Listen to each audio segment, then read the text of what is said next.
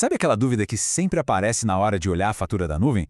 Como é que esse valor é calculado afinal? Pois é, nesta análise a gente vai mergulhar fundo para desvendar direitinho como funcionam os custos no Microsoft Azure. Vamos desde o básico, o pagar pelo que se usa, até as estratégias para ter tudo sob controle. Essa é a grande pergunta, né? E a resposta, no fundo, está em entender a lógica por trás de como tudo é faturado. É como se fosse um caminho que começa com uma ideia bem simples, o modelo principal, e a partir daí vai se abrindo em várias escolhas que a gente faz. E cada uma delas, claro, tem um impacto direto na conta no fim do mês. Então, para organizar nossa conversa, a gente vai passar por alguns pontos. Primeiro, a base de tudo, o modelo baseado em consumo. Depois, como os recursos e serviços influenciam os custos. Aí a gente explora os modelos de preços alternativos, dá uma olhada em outros fatores de custo importantes e, para fechar, vamos ver como gerenciar esses gastos na nuvem. Ok, vamos lá. O modelo baseado em consumo. Entender essa ideia de pague apenas pelo que usar é, sem dúvida, o ponto de partida para dominar os custos no Azure.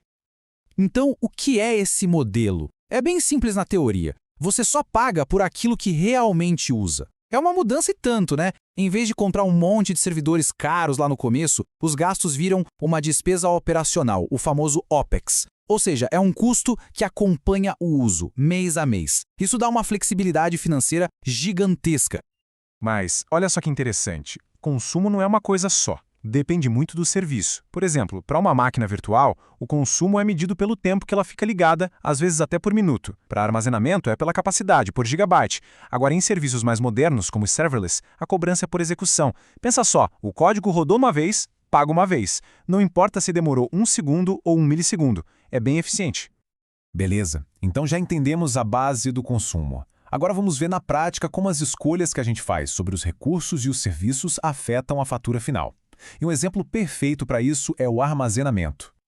Olha essa tabela. Ela mostra bem a estratégia do Azure Storage. Existem camadas diferentes. A camada Hot, para dados que a gente acessa toda hora, tem um custo de armazenamento um pouco mais alto, mas o custo para acessar o dado é baixinho. Já nas camadas Cool e Archive, para dados que a gente raramente mexe, o custo de guardar é bem menor, mas na hora que precisa pegar esse dado, o custo de acesso é maior. É tudo uma questão de equilíbrio.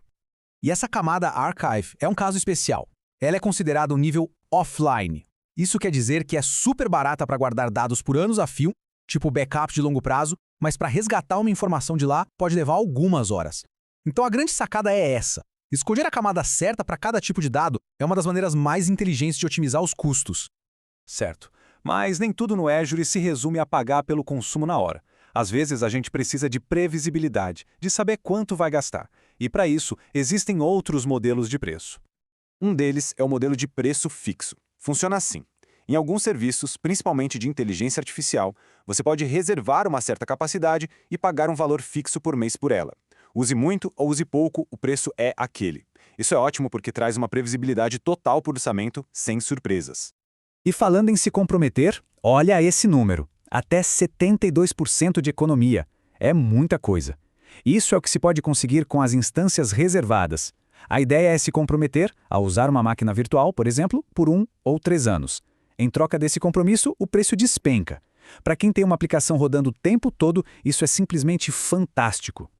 E não pense que isso é só para máquinas virtuais, não. Essa lógica de reservar capacidade também vale para vários outros serviços importantes. Coisas como o banco de dados SQL, o Cosmos DB, que é um banco de dados global, e até o Synapse para análise de dados. Dá para aplicar essa estratégia de economia em várias partes da arquitetura. Bom, a gente já falou do modelo de consumo, já falou das reservas, parece que cobrimos tudo, né? Mas calma, tem mais. Existem outros fatores, às vezes um pouco mais escondidos, que também pesam na conta. 2 deles são super importantes. Primeiro, a localização. Sim, o preço do mesmo serviço pode ser diferente dependendo da região do mundo onde ele está. Isso tem a ver com custos de energia, impostos locais, um monte de coisa.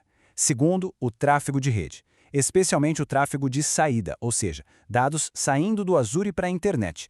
Geralmente, esse tráfego é cobrado. Então, é fundamental ficar de olho nesses 2 pontos. Ok, agora que a gente já entendeu todos esses fatores, vem a parte mais importante. Como gerenciar isso tudo? Como tomar o controle? Felizmente, o próprio Azure nos dá as ferramentas para isso. A principal ferramenta aqui é o Azure Cost Management. Pensa nele como o painel de controle financeiro da sua nuvem. É ali que a gente consegue ver, em detalhes, para onde o dinheiro está indo, serviço por serviço. E o que dá para fazer com ele? Bom, primeiro, analisar os custos com gráficos e relatórios para entender os gastos. Segundo, e muito importante, criar orçamentos. Dá para definir um teto de gastos. E terceiro, configurar alertas. Assim, se o custo estiver chegando perto do limite, o sistema avisa. Chega de surpresas no fim do mês. Além do Cost Management, tem outra ferramenta sensacional, o Azure Advisor. Se o Cost Management é o painel financeiro, o Advisor é como um consultor particular, um especialista que olha para o seu ambiente e te dá dicas de como melhorar.